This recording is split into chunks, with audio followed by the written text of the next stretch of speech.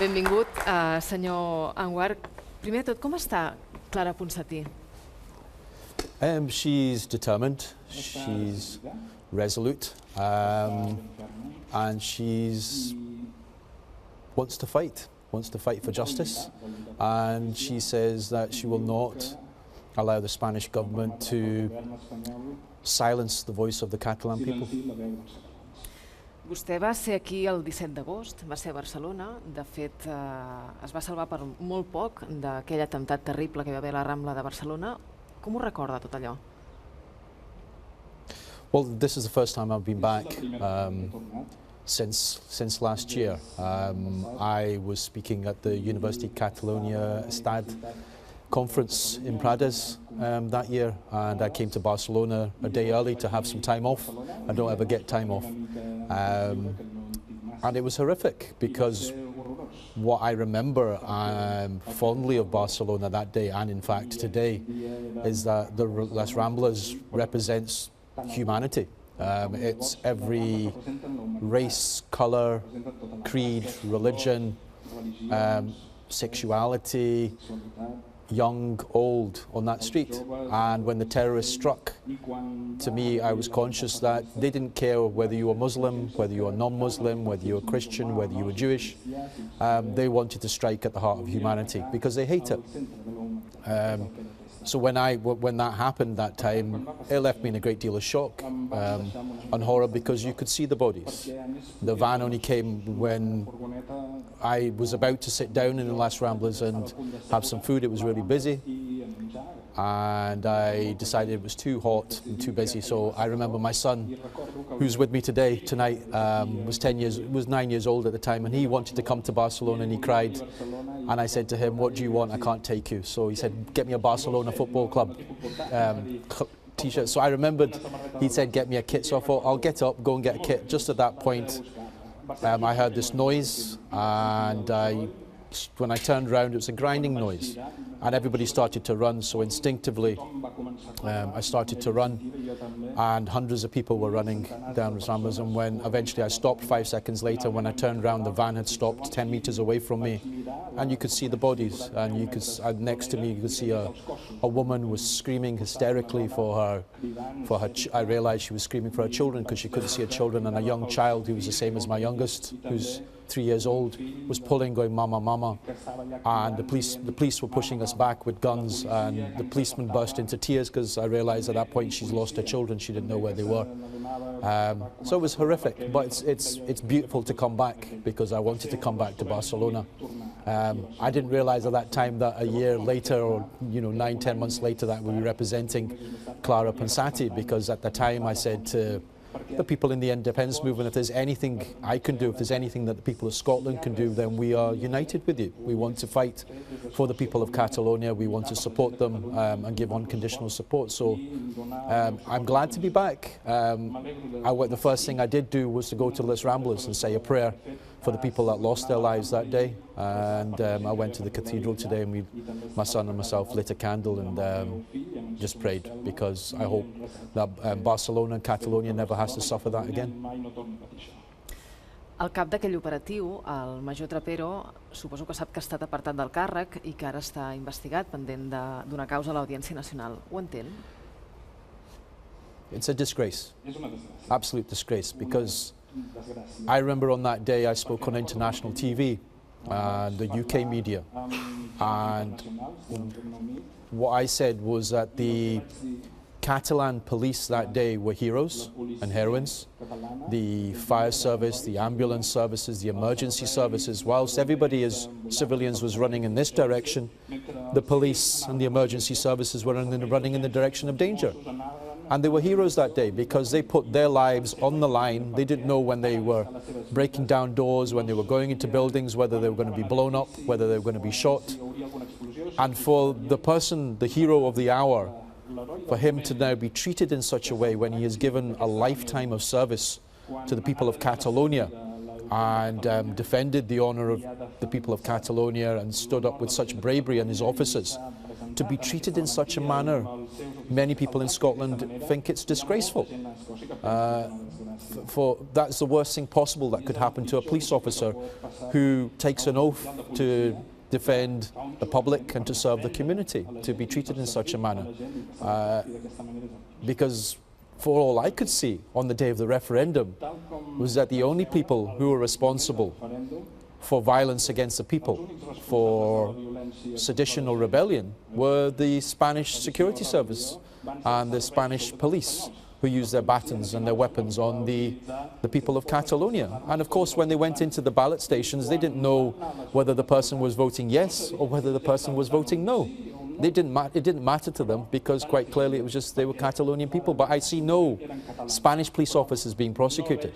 Not a single one to date have we been given any information of a Spanish police officer being prosecuted, yet the hero of the hour who stopped the terrorists is being prosecuted. So, of course, people in Scotland are shocked by that and think it's disgraceful. Ara vostè torna a Catalunya en un altre moment força especial, en aquest cas polític, evidentment, que és aquesta nou intent d'investidura en què Carles Puigdemont no s'hi pot presentar. Com ho interpreta tot el que està passant en la política catalana? I don't really want to interfere internally in the Catalan politics. That's not really my role. I'm the lawyer for Clara Ponsatí.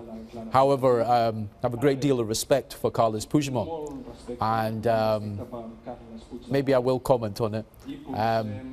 I think that the Spanish government want a government to come about in Catalonia so that the people of Catalonia, not the people of Catalonia, I don't think they'll forget, but so that the European governments can be told, look, it's business as usual in Catalonia. Forget about the political prisoners, forget about the political exiles. Catalonia is getting on with business. And to a certain extent, I think the Spanish government is setting a trap for Catalonia, because they hope that people, of course, are getting frustrated and they want business to continue and to life to go on. But the only people who are responsible for this is the Spanish government. And I do not think that the parties in Catalonia, those who support independence, those who want the right to govern themselves, should fall into the trap. So it's a dangerous moment because the stakes get higher and higher every day that go by. But as long as the Spanish government refused to negotiate, then I do not think that the Catalan Parliament should step into the trap that has been created for it.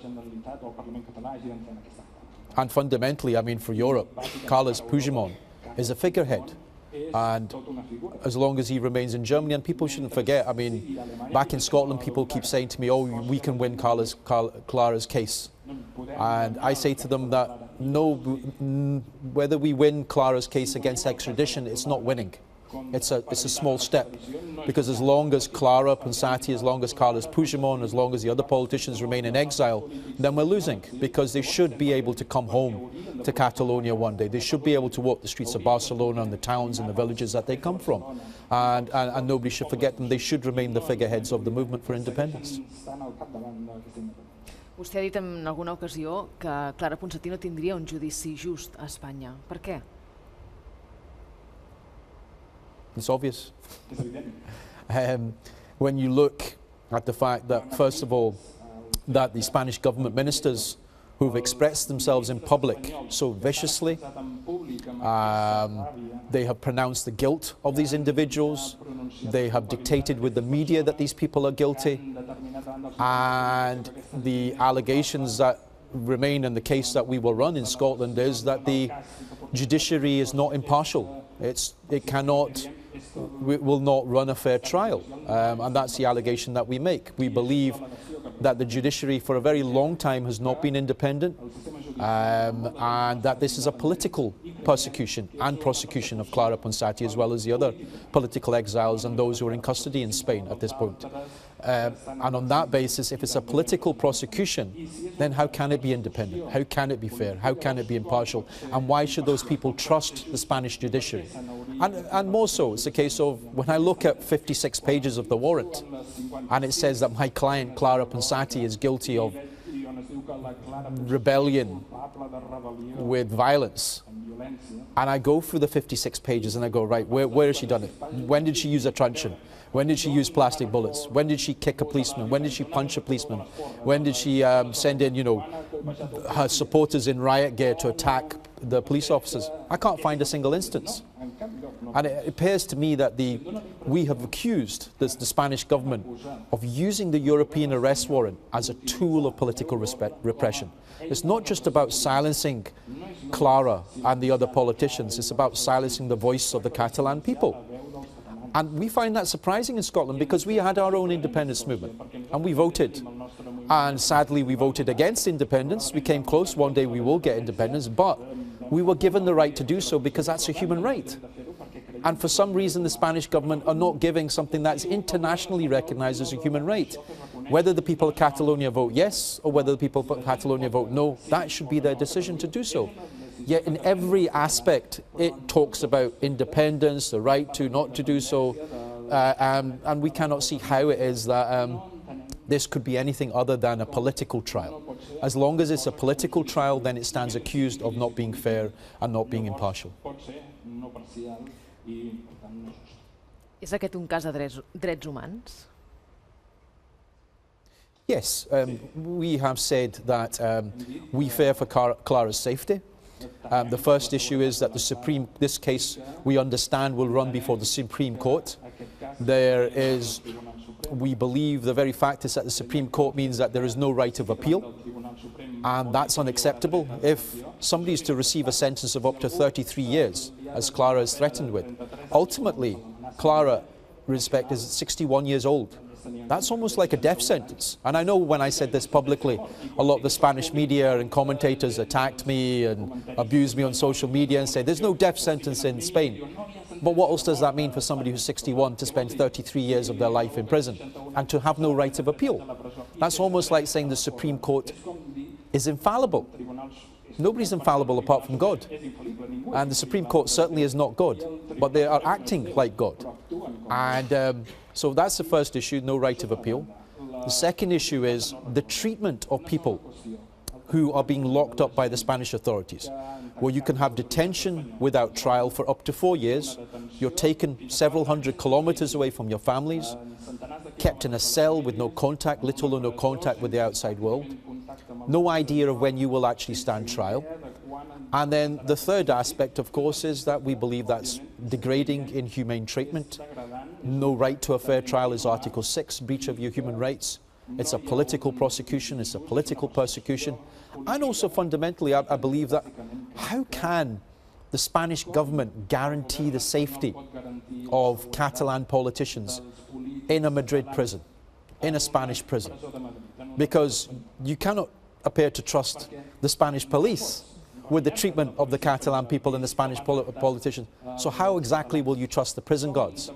And if you can't trust the prison guards, how can you trust the prison guards to guard the prisoners when there is a Catalan politician amongst them? So there is concerns for safety and for the human rights in that aspect.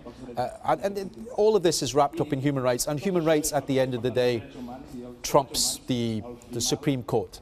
Because whilst the Spanish government is moaning about Germany and moaning about Belgium, and I hope very soon they will moan about Scotland too. The issue is Europe came about, European Union came about because of the Holocaust, because of Adolf Hitler, an old friend of Franco. Came about because of that human rights, the words that we use, of never again will this be happening in Europe, and that is why I find it so shocking. That is why the people of Scotland and the United Kingdom find so shocking what is happening on their doorstep.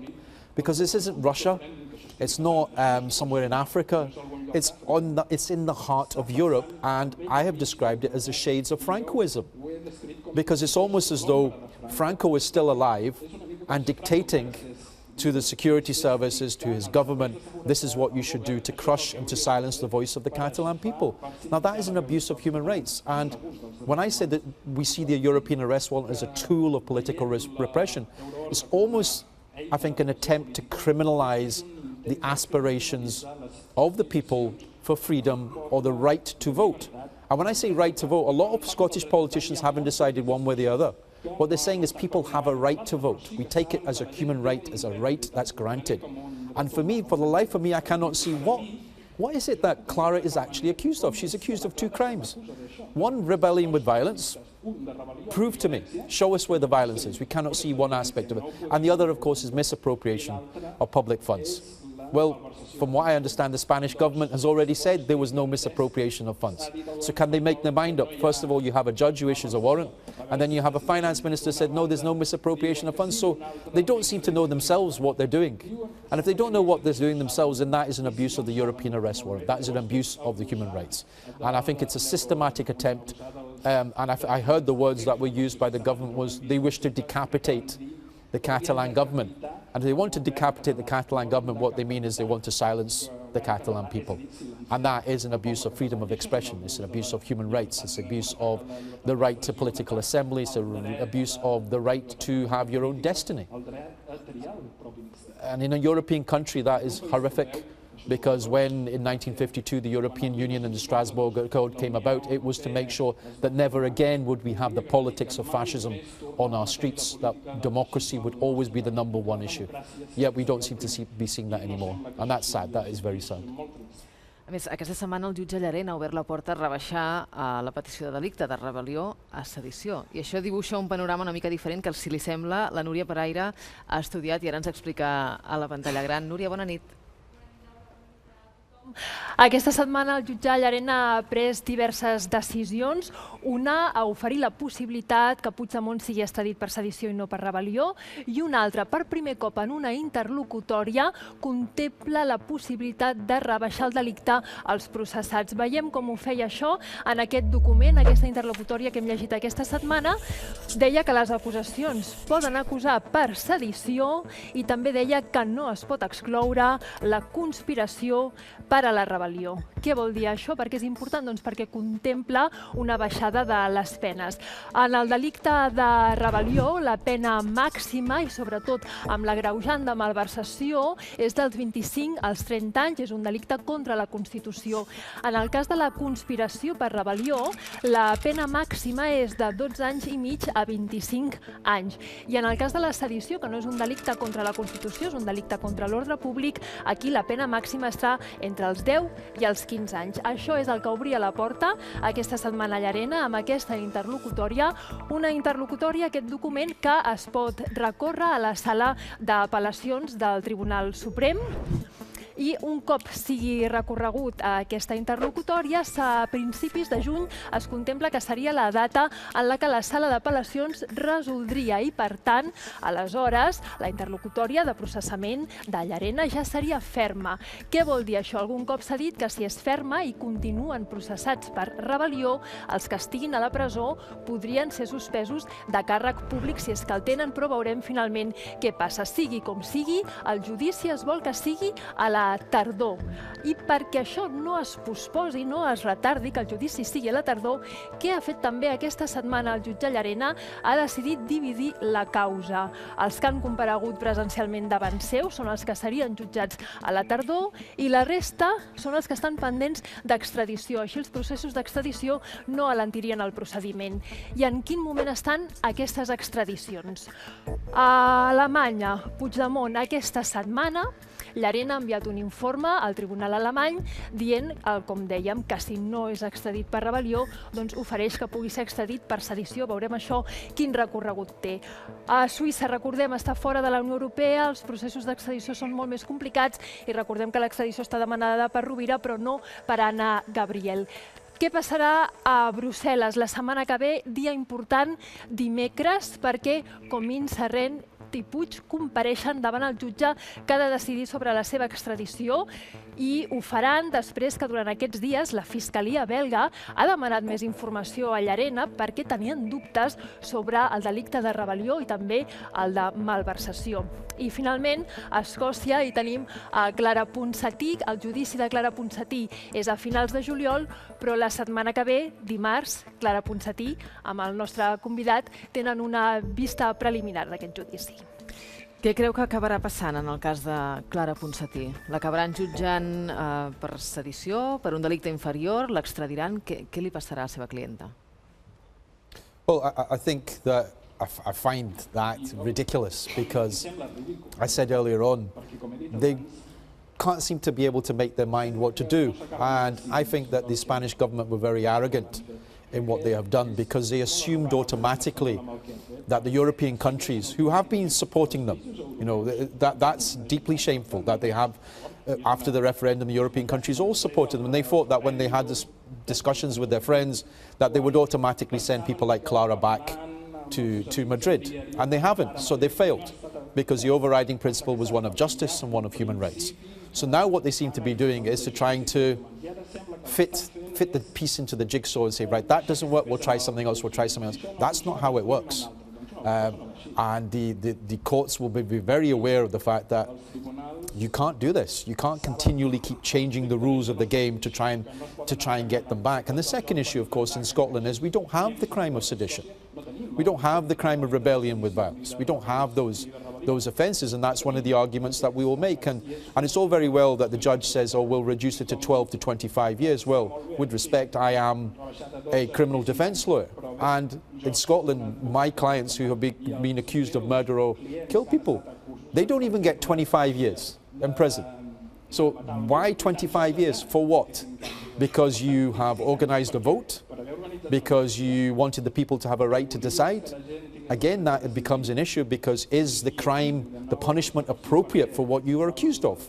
And the other issue that arises, which we've looked at, is if it was so wrong, why didn't the Spanish government, when the people stood as candidates for their election in Catalonia, why didn't they ban them then? Why didn't they stop them having in their manifesto that they want independence? Why didn't they say it's a criminal offence? Why do it after the Catalan government has decided this is what they're doing, because they had the mandate from the people to do that? They took the vote in Parliament and went, this is what we're going to do. Then after that, they invoke 155, Article 155. So I think they're getting desperate, and they're deliberately changing the rules of the game. The problem for them, of course, is whether it be in Germany or whether it be in Belgium, and hopefully in Scotland, the judges, the judiciary will be well aware that this is a desperate attempt by the Spanish government and those who act on their behalf to not be humiliated in public. And they seem to believe that their Spanish law is admired and respected around Europe. No longer, because people are now starting to ask questions, how can they do this? How can they do this? Because if this happened in Scotland, people will be saying, you can't have one charge one day, and then the next day you charge him with different offence, and then the third day you charge him with a different offence, and that's all they seem to be doing. They need to make their mind up. Senyor Anwar, tenim 4 periodistes a plató, segur que volen fer-li preguntes. Vols començar tu, Neus? Sí. Després de la descripció que ha fet de com funciona la justícia a Espanya i també, en part, també el sistema policial, vostè creu que Espanya és un estat de dret? No, I think there is a rule of law, but when it comes to the question of the Catalonia and Catalonian politics, the rule of law seems to fail. I think at that stage, because people are very confused, because when they look at Spain, of course, it's part of Europe, it's a democracy, it has human rights, etc.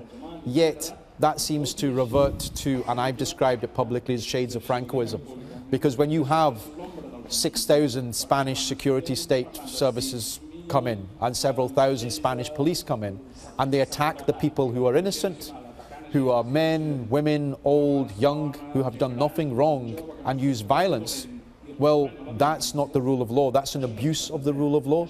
And when you have a system that refuses to prosecute those police officers, then that's a failure of the rule of law. Those things don't take place in a democracy. They normally take place in a dictatorship.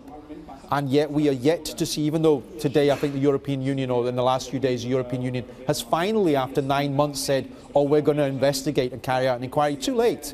They should have done it in the first day. They should have done it in the first week, when people from Catalonia were screaming and saying, we want justice, we want an investigation, we want Europe to come and investigate, we want the United Nations to come and investigate. They failed. So 9 months later, it's too late. But the rule of law does not appear to apply when it comes to Catalonia. It's Spanish rule of law applies, and that's not fair, because Catalonia, of course, has its own government. And the example I give is, if tomorrow Nicola Sturgeon, who's the First Minister for Scotland, decided she wanted an independence vote again. If Theresa May, the Prime Minister, sent 7,000 members of the Metropolitan Police, the London Police, and several thousand troops to Scotland to punch, to kick, to use violence and tanks and etc. against the Scottish people, we would be independent within 24 hours because the Scottish people would say, no, that's not the rule of law. That is oppression, that's colonialism, that's dictatorship. What else can you call what took place on the 1st of October? Voldria demanar-li quin futur veu els companys de govern de Clara Ponsatí que són en presons espanyoles. Si la justícia espanyola els condemna, si veu que tenen possibilitats apel·lant al Tribunal d'Estrasburg, i això, en qüestió d'anys, si es revisés aquesta pena, en fi, quants anys podrien trigar per sortir en llibertat?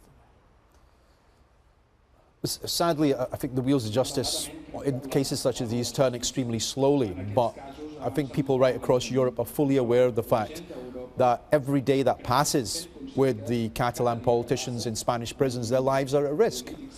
And whether it be because you're suffering from an illness and the judiciary refuse or the prison authorities refuse to provide you the drugs and the medication, or whether your life is at risk from prison guards or fellow prisoners, it's still at risk.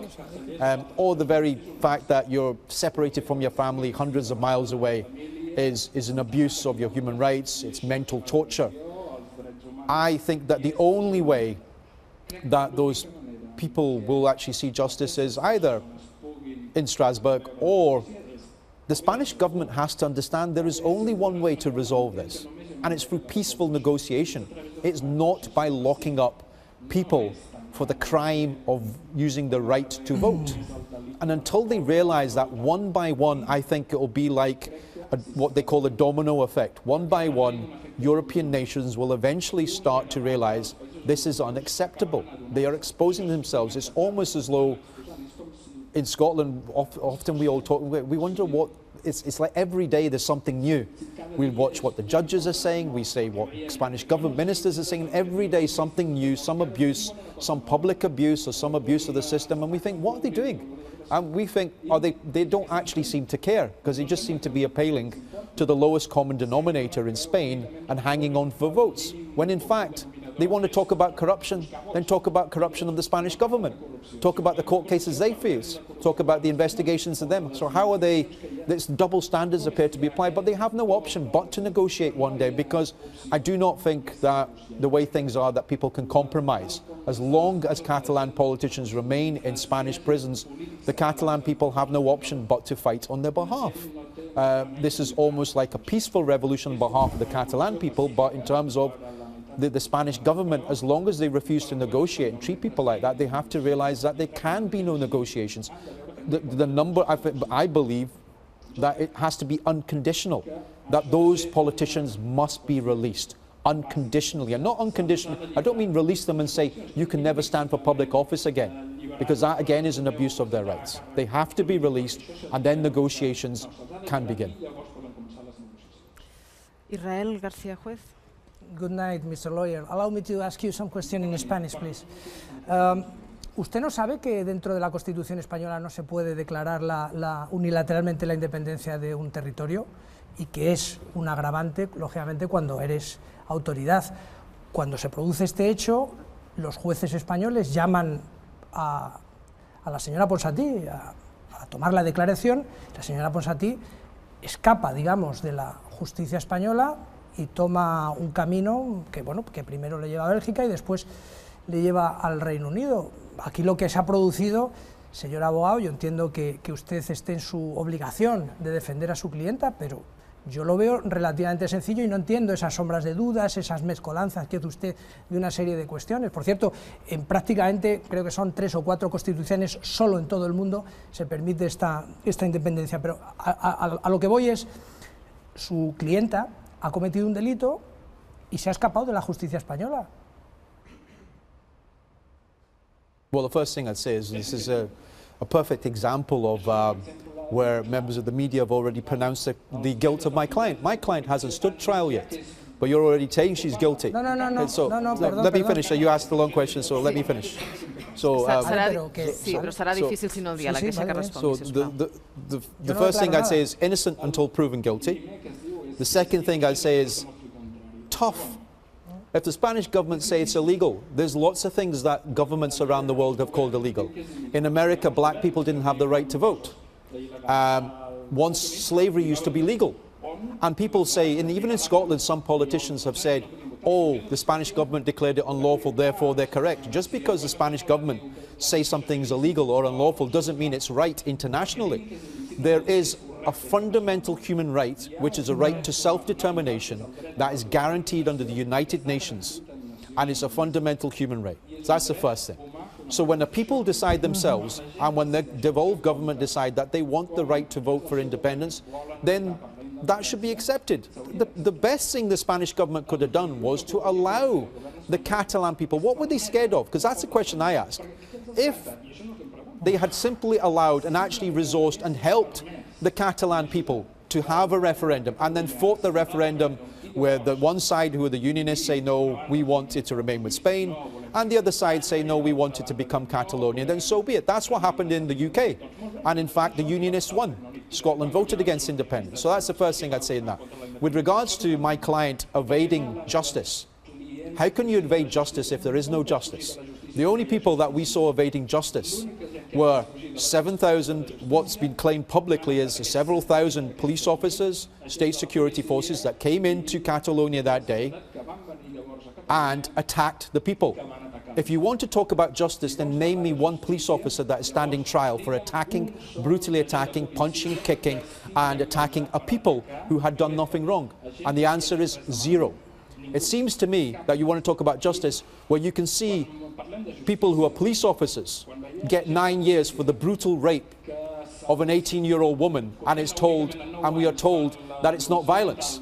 Yet a female politician, a politician who has never committed a criminal offence in her lifetime, who is an esteemed professor, an academic professor, who was selected because of her background, and 2 months as an education minister, can receive 33 years in prison?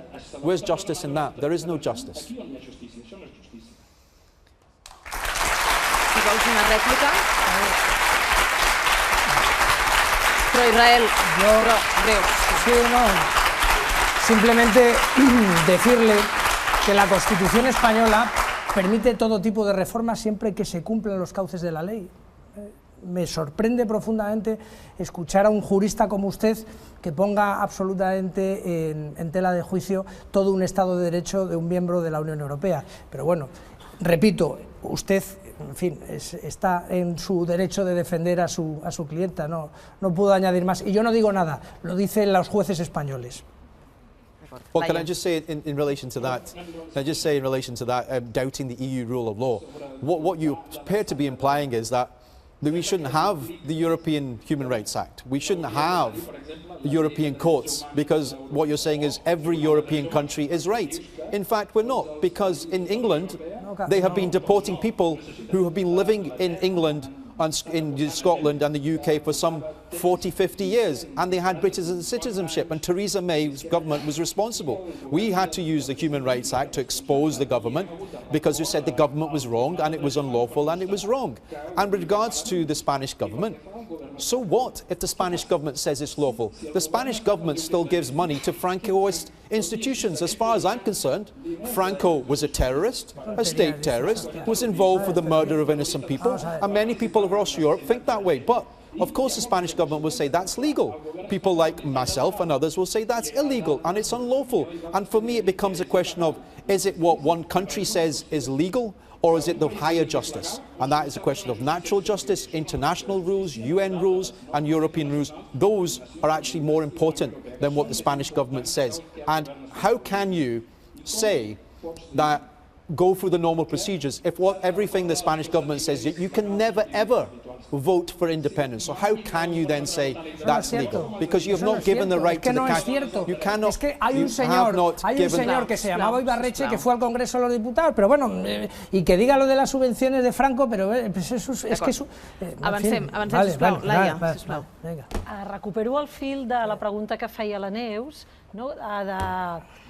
Sobre si és un estat de dret, que vostè ho ha circumscrit, ha posat en qüestió amb no? que es garanteixin els drets a l'estat espanyol circumscrit a Catalunya. No?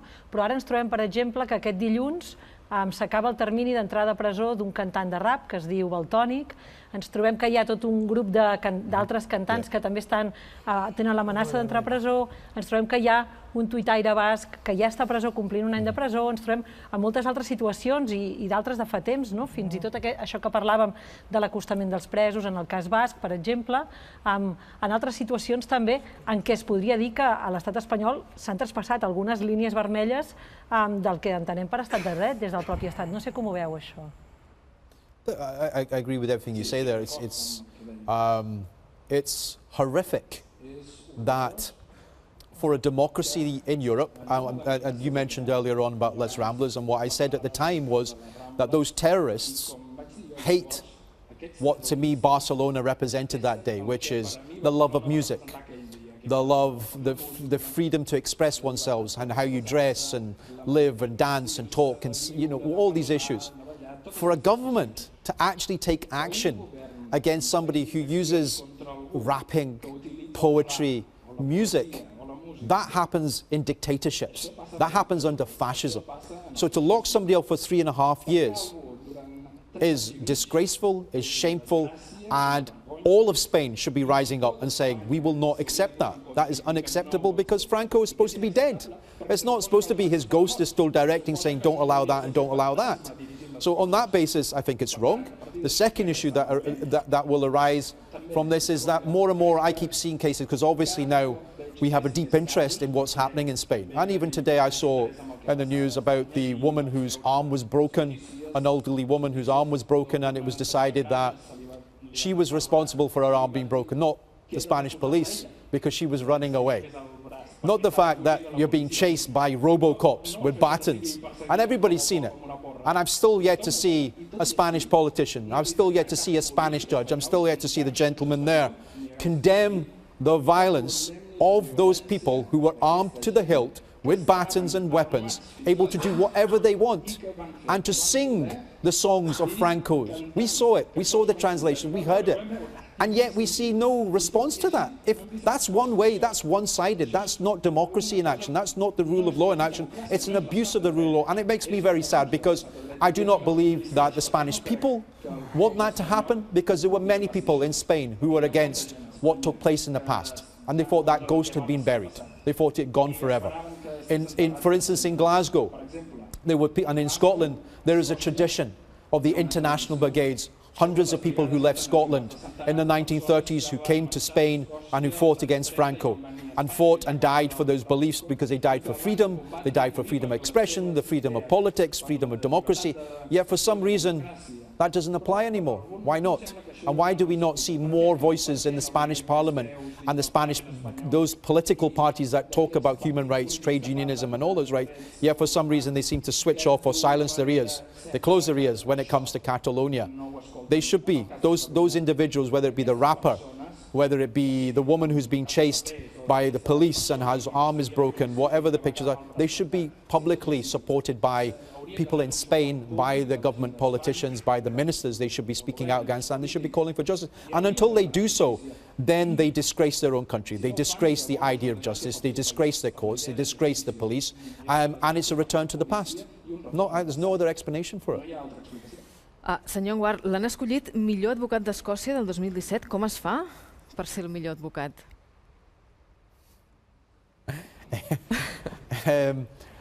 I think I would have to pay tribute to the people that I represent. I myself became a lawyer because back in 1991, when I was a student, I was an anti-racist campaigner.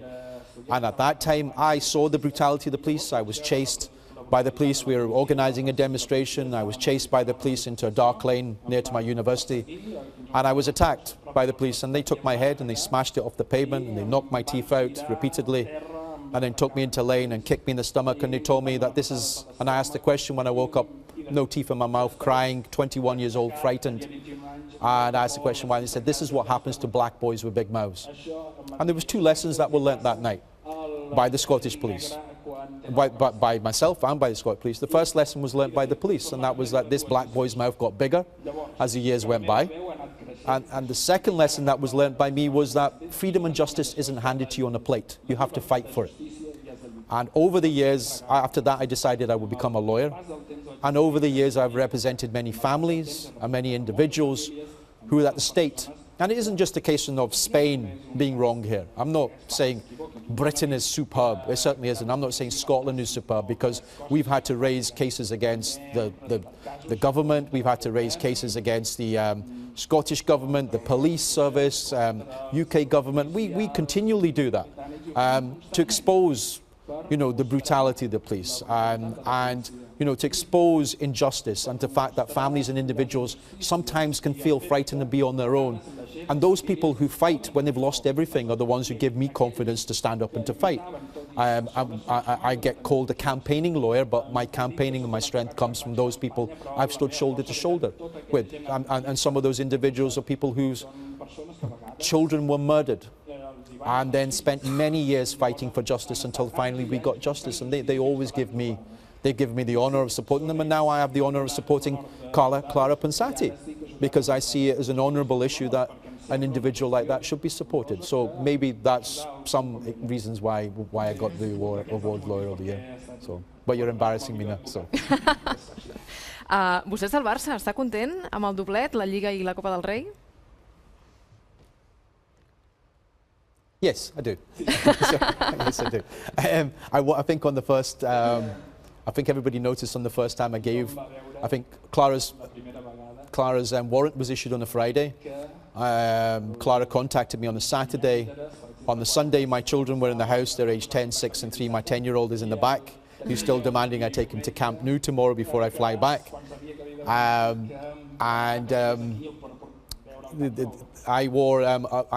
bought 2 Barcelona ties, and I thought, one day I'll get to wear them. So cheekily, I put the tie on, and then many people, thousands of people noticed when zoomed in and went, "Is he wearing a Barcelona tie?" So yes, no, support for Barcelona. It's a great team. It's a great tradition. It's a great historic tradition as well of the fight against fascism, of the fight against Francoism, and what happened during the 30s. So I mean that's something that I think the people of Catalonia and the people of Barcelona can be very proud of, but people elsewhere are also proud of that tradition and instinctively support that team. Because somebody asked my son today in a shop, because he had his Scotland hat on, and which team do you support? And he went Celtic and Barcelona. Senyor Anwar, un plaer que hagi vingut aquesta nit al Preguntes Freqüents a TV3. Thank you. Un honor, moltes gràcies. No, thank you so much. Thank you. Ara fem una pausa i tornem de seguida. The winner takes it all. The loser standing small beside the victory.